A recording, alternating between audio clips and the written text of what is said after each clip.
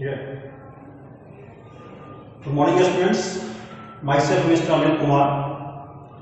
I am a PGT related with the subject Business Studies. Today, I am going to start the chapters Nature and Significance of Management. That is associated with the class 12th. That is your first chapter, Nature and Significance of Management. First of all, what is management and what is its uses? Management is everywhere. Management is everywhere. Everywhere means everywhere. Management is everywhere. Management is everywhere means either you have the economic activity,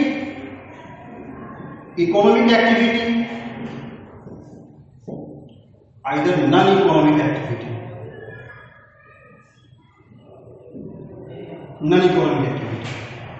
आप economic activity करें या non economic activity करें, management जो है वह हर जगह है।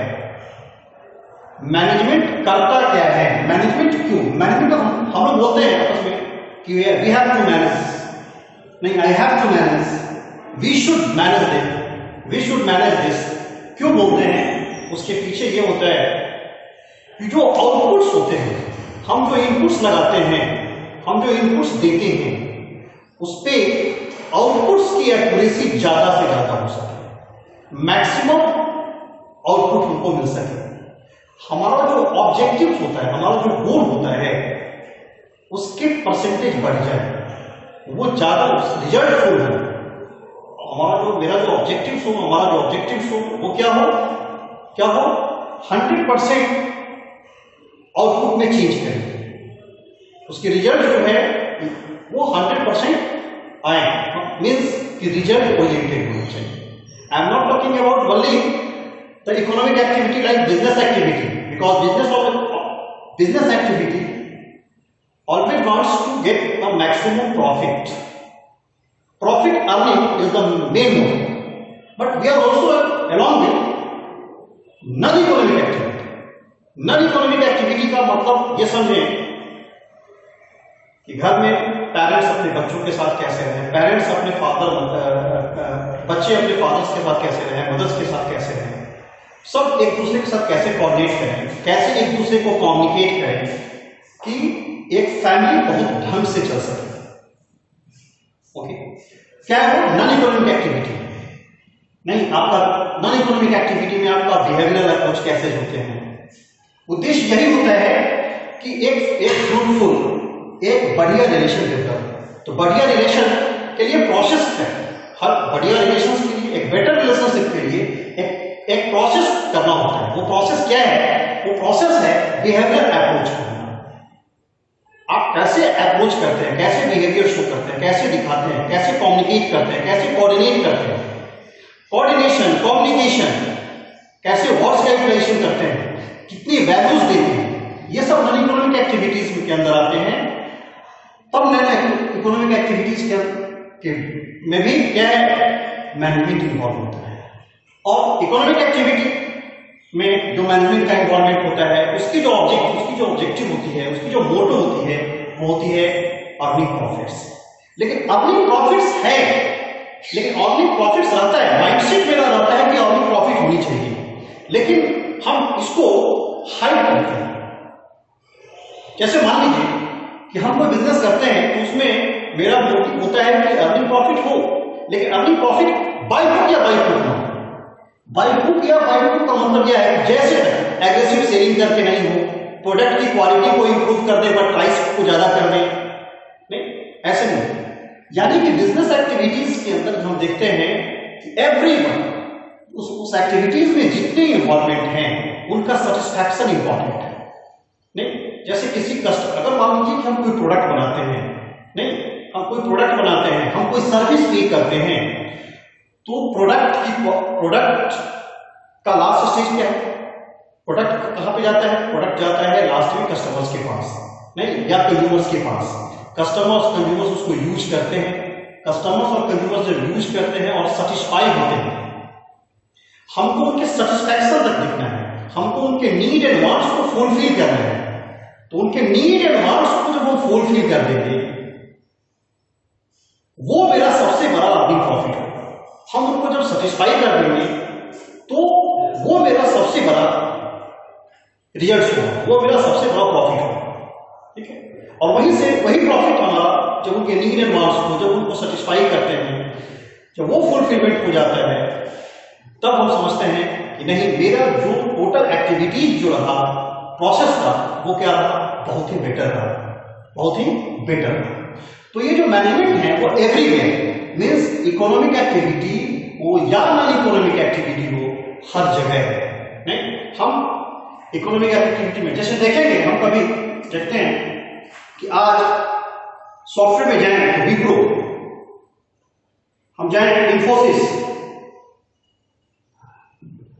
हम देखें रिलायंस, हम देखें एडोब,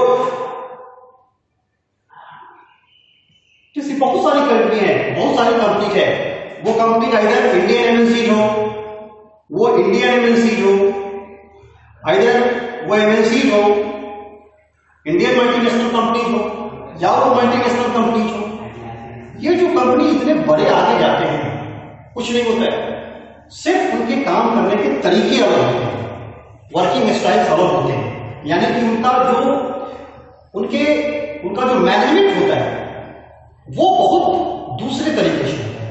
उनका मैनेजमेंट जो है वह ऑब्जेक्टिव ओरिएंटेड, उनके सोचने का, उनके काम करने का तरीका अलग होता है, जिसके कारण वो उनकी ऊंचाई आगे तक, उनकी ऊंचाई ज्यादा होती है, ठीक है। तो मैनेजमेंट हम बात कर रहे हैं कि जितनी भी बड़ी कंपनीज हैं, ठीक है, वह उनके काम करने का तरीका अलग होता है। इस मैनेजमेंट से बहुत मिलता जुलता चीज होता है, उनके काम करने का तरीका, उनका जो अप्रोच होता है वो बिल्कुल डिफरेंट होता है। और इथिकल होता है, ETHICAL, इथिकल होता है। इथिकल का मतलब मोरल वैल्यूज के साथ होता है। हम पहले बोले बाय हुक या बाय हुक हम नहीं कर सकते, प्रेशर क्रिएट करके नहीं कर सकते, इथिकल होता है। यानी कि मैनेजमेंट जो है वह बहुत ही इंपॉर्टेंट चीज है, चाहे हम इकोनॉमिक एक्टिविटी करें या नॉन इकोनॉमिक एक्टिविटी करें। है क्या चीज मैनेजमेंट? सबसे पहले हमें समझे मैनेजमेंट है क्या। तो कहता है कि इट रिफर्स टू, देखें, it refers to the process. क्या है मैनेजमेंट? प्रोसेस। हम सबसे पहले आएंगे प्रोसेस पर। प्रोसेस को आपको जानना है, प्रोसेस होता है, हर चीज का प्रोसेस है, नहीं, एक पाथ है, एक फ्लो चार्ट बनाते हैं उसका। Process conducting a set of functions. किसका फंक्शन? तो हम बताएंगे अभी कि मैनेजमेंट के कुछ फंक्शंस होते हैं, ठीक है। तो सेट ऑफ फंक्शंस, प्रोसेस के साथ हम आ गया फंक्शन, फंक्शन, ठीक है। To get the work done in an efficient, तीसरा वर्ड एक आता है इफिशिएंट, एंड फोर्थ वर्ड आता है इफेक्टिव। फोर्थ वर्ड आता है इफेक्टिव। फोर्थ वर्ड क्या है? Effective. Process, function, efficient and effective.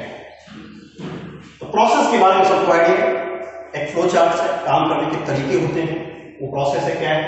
तो कहता है एक सेट है, उस सेट में क्या है? Refers to the process of conducting. क्या कंडक्ट करता है? उस प्रोसेस में क्या कंडक्ट होता है? तो उस प्रोसेस में कंडक्ट होता है सेट ऑफ फंक्शन। आखिर ये सेट ऑफ फंक्शन क्या क्या चीज है? तो पहले समझे, ये सेट ऑफ फंक्शन में सबसे पहले क्या है?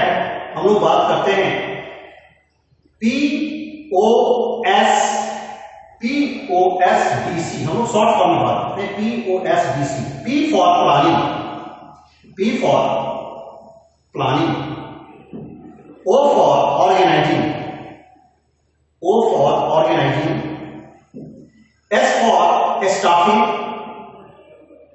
S for staffing, D for directing, D for directing, C for controlling, C for controlling. यहां पे क्या हम देखें कि process of conducting a set of function that is planning, organising, set of function set of function that is planning, organising, staffing, directing, controlling. हम इसकी भी चर्चा करेंगे बाद में क्या है, लेकिन ऐसे आप लोग इंग्लिश डिक्शनरी के हिसाब आप लोग जानते होंगे कि प्लानिंग का थोड़ी सी आइडिया होगी कि प्लानिंग किसको कहते हैं, ऑर्गेनाइजिंग क्या है, स्टाफिंग क्या है, कंट्रोलिंग क्या है, डायरेक्टिंग क्या है। डिटेल से स्टडी को हम बाद में करेंगे। लेकिन जो इससे आपको पता चलता है कि कौन कौन सा चीज इन्वॉल्व है इस फंक्शन में। इस फंक्शन में प्लानिंग इन्वॉल्व हुआ, ऑर्गेनाइजिंग इन्वॉल्व हुआ, स्टाफिंग इन्वॉल्व हुआ, डायरेक्टिंग इन्वॉल्व हुआ, कंट्रोलिंग इन्वॉल्व हुआ। द सेट ऑफ फंक्शंस, उस प्रोसेस में इन्वॉल्वमेंट किसका है? उस प्रोसेस में इन्वॉल्वमेंट है इस POSDC का, प्लानिंग का, ऑर्गेनाइजिंग का, स्टाफिंग का, डायरेक्टिंग का एंड कंट्रोलिंग। क्या करता है? To get the work done, काम करता है in an efficient and effective manner. Efficient का मतलब यहां पर समझिए, इफिशिएंट का मतलब दो वर्ड है, इफेक्टिव जिसको टाइम से लेना है, इफेक्टिव मतलब यहां पर टाइम से इसको लेना है, और इफिशिएंट का मतलब होता है इसको कॉस्ट से लेना है। ठीक है, इसको लेना है कॉस्ट से, यानी इफेक्टिव, यानी वर्ड आया इफेक्टिवनेस, वर्ड है इफेक्टिवनेस, इफेक्टिवनेस यानी इसको किस चीज से लेना है? इफेक्टिवनेस। और दूसरा है इफिशियंसी, इफिशिएंट से बना है इफिशियंसी, और मींस यहां पर इफिशिएंट और इफेक्टिवनेस।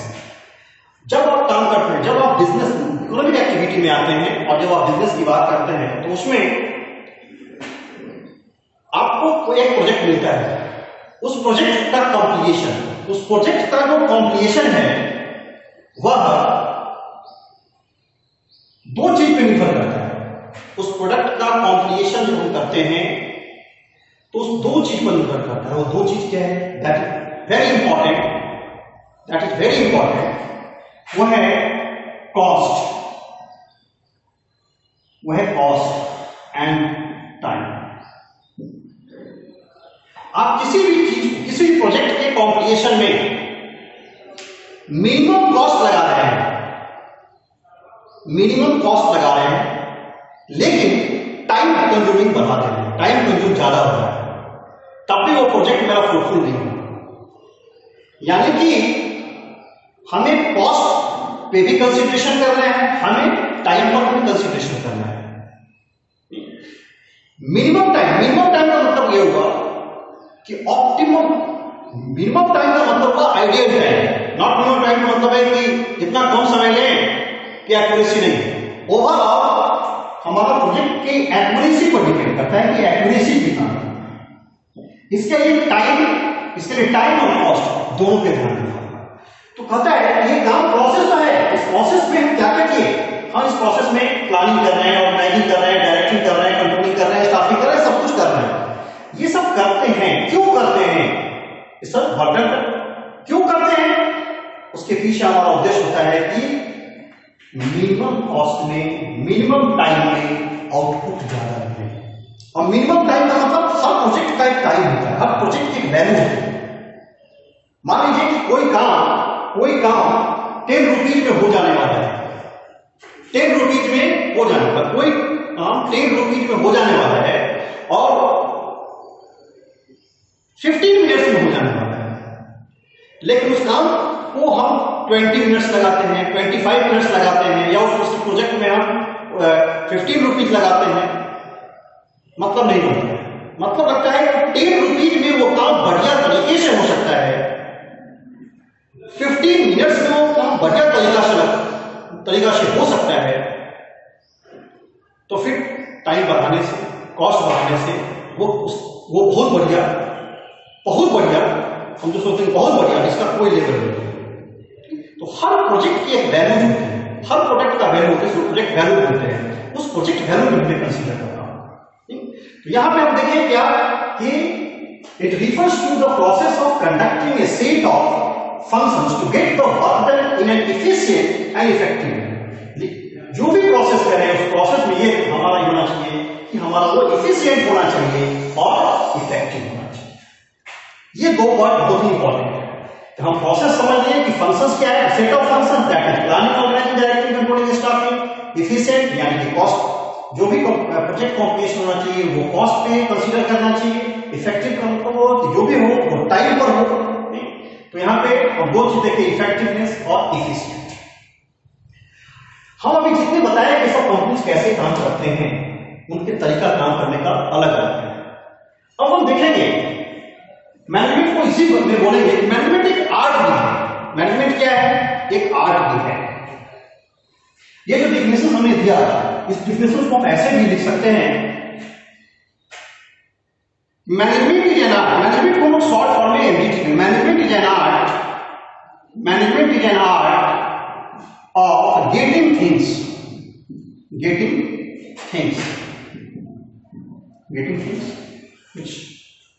गेटिंग थिंग्स कैसे काम कैसे हो, getting things done through, getting things done through, getting things done through formally organized group. Management is an art of getting things done through formally organized groups. यहां पे ये भी एक मैनेजमेंट का डेफिनेशन होता है, लेकिन इस मैनेजमेंट के डेफिनेशन में कुछ कमी है। क्या कहता है, ये कला है, कुछ पाने की कला। Management is art of getting things done through formally organised groups. ठीक है, एक वर्ड है इसमें कुछ, क्या मैनेजमेंट जो है वो किसी चीज को पाने की कला है, और वो कला कैसे, तो कहता है कि एक ऑर्गेनाइज्ड ग्रुप के थ्रू, एक ऑर्गेनाइज्ड ग्रुप के थ्रू। ऑर्गेनाइज्ड ग्रुप हम क्या समझें, ये बोलना आसान है, लेकिन किसी भी चीज को ऑर्गेनाइज करना, ऑर्गेनाइज करना मीन्स हम किस चीज को ऑर्गेनाइज करेंगे, जो हमारे इनपुट्स होंगे। इनपुट्स क्या क्या हमारे हो सकते हैं, हमारे इनपुट क्या क्या हो सकते हैं, हमारे इनपुट मैन हो सकते हैं, हमारे इनपुट मटेरियल हो सकता है, नहीं? हमारे इनपुट्स मनी, मैन, मटेरियल, हमारे इनपुट्स मनी हो सकता है, मैन, मटेरियल, मनी, हमारा इनपुट्स मेथड हो सकता है। ये सब हमारे क्या हो सकते हैं, इनपुट्स। हमारे आउटपुट्स क्या होंगे, हमारे आउटपुट्स क्या होंगे, हमारे आउटपुट्स होंगे गुड्स हो सकते हैं, गुड्स होंगे सर्विसेज, ये हमारे आउटपुट होंगे। मैन, मटेरियल, मनी, मेथड्स, ये सब हमारे इनपुट्स हैं। ये इनपुट यानी इसको अब हम आइए देखें कि इस इनपुट्स को ऑर्गेनाइज करना एक टैक्टिकल वर्क है। ठीक, ये एक बहुत बड़ा टैक्टिकल वर्क है। इस टैक्टिकल वर्क को करना, इस इनपुट्स को फुलफिल करना ही एक ऑर्गेनाइज ग्रुप कर सकता है। ठीक है, लेकिन अब है ये ऑर्गेनाइज ग्रुप करेगा तो, लेकिन क्या है, उस प्रोजेक्ट की प्रोजेक्ट वैल्यू बढ़ा दिया, मैक्सिमम कॉस्ट लगा दिया, प्रॉपर टाइम पे नहीं दिया।